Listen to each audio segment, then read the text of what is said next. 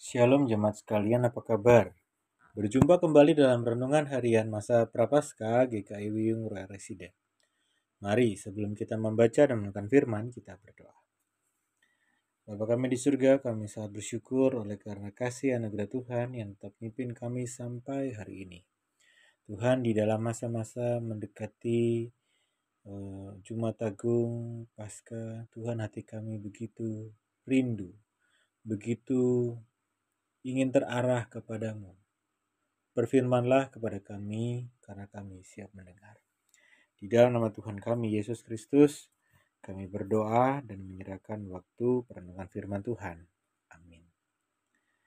Bapak Ibu, mari kita membaca firman Tuhan yang terambil dari Injil Yohanes pasal 13 ayat 21 sampai dengan 32. Demikian firman Tuhan. Setelah Yesus berkata demikian, ia sangat terharu lalu bersaksi.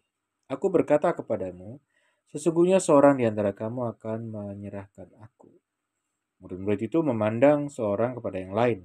Mereka ragu-ragu siapa yang dimaksudkannya. Seorang di antara murid Yesus, yaitu murid yang dikasihinya, bersandar dekat padanya di sebelah kanannya. Kepada murid itu, Simon Petrus memberi isyarat dan berkata, "Tanyalah, siapa yang dimaksudkannya?" Murid yang duduk dekat Yesus itu berpaling dan berkata kepadanya, "Tuhan, siapakah itu?" Jawab Yesus, "Dialah itu yang kepadanya aku akan memberikan roti sesudah aku mencelupkannya." Sesudah demikian ia mengambil roti, mencelupkannya dan memberikannya kepada Yudas anak Simon Iskariot. Dan setelah Yudas menerima roti itu, ia kerasukan iblis. Maka Yesus berkata kepadanya, "Apa yang hendak kau perbuat, perbuatlah dengan segera." Tetapi tidak ada seorang pun dari antara mereka yang duduk makan itu mengerti apa maksud Yesus mengatakan itu kepada Yudas. Karena Yudas memegang kas. Ada yang menyangka bahwa Yesus menyuruh dia membeli apa-apa yang perlu untuk perayaan itu, atau memberi apa-apa kepada orang miskin. Yudas menerima roti itu, lalu segera pergi. Pada waktu itu hari sudah malam. Sesudah Yudas pergi, berkatalah Yesus, "Sekarang anak manusia dipermuliakan, dan Allah dipermuliakan di dalam dia. Jikalau Allah dipermuliakan di dalam dia, Allah akan mempermuliakan dia juga di dalam dirinya, dan akan mempermuliakan dia dengan segera." Bapak Ibu Saudara yang terkasih,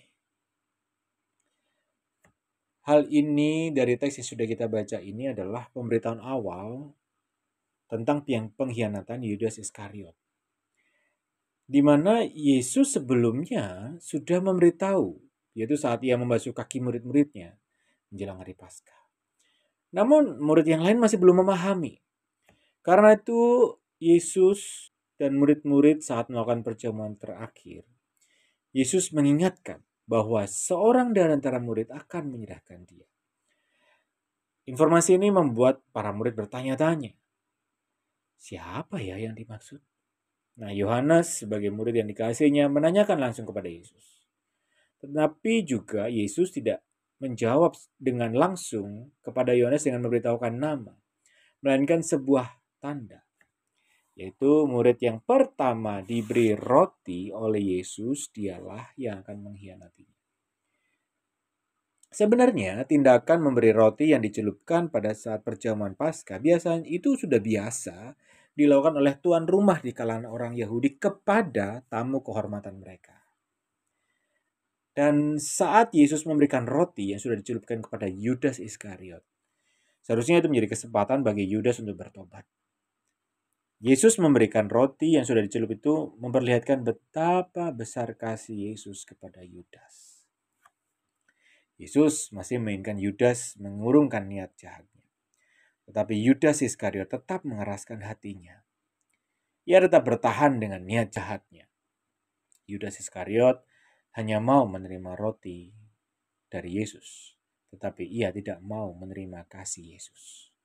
Ini membuka jalan bagi iblis untuk menguasai dia. Bapak Saudara, hari ini ketika kita ditegur oleh firman Tuhan, bahkan ketika esok kita menikmati akan Kamis Putih, jangan pernah menolak kasih karunia dari Allah. Karena ketika kita menolak, maka si iblis pun tidak tinggal diam. Zaman kita hari ini, tawaran atau kesempatan menerima kasih karunia dari Allah itu begitu luar biasa diberikan bagi kita. Tetapi tidak sedikit juga kita bisa melihat bahwa masih ada orang yang tetap bertahan. Masih maksudnya bertahan apa? Bertahan di dalam sikap hidup yang lama. Bukan diubahkan di dalam sikap hidup yang baru. Bapak Ibu yang dikasihi oleh Tuhan, dosa adalah penghambat kasih karunia Allah bagi kita. Padahal Tuhan itu ingin mendekap kita, ingin menyelamatkan Anda dan saya. Sampai-sampai Nabi Yesaya berkata, tangan Tuhan tidak kurang panjang untuk menyelamatkan. Pendengarannya tidak kurang tajam untuk mendengar. Tetapi yang memisahkan kita dengan Allah ialah kejahatan dan dosa kita. Karena dosa manusia kita ini mengeraskan hati. Karena dosa kita tidak mampu melihat kasih karunia Allah.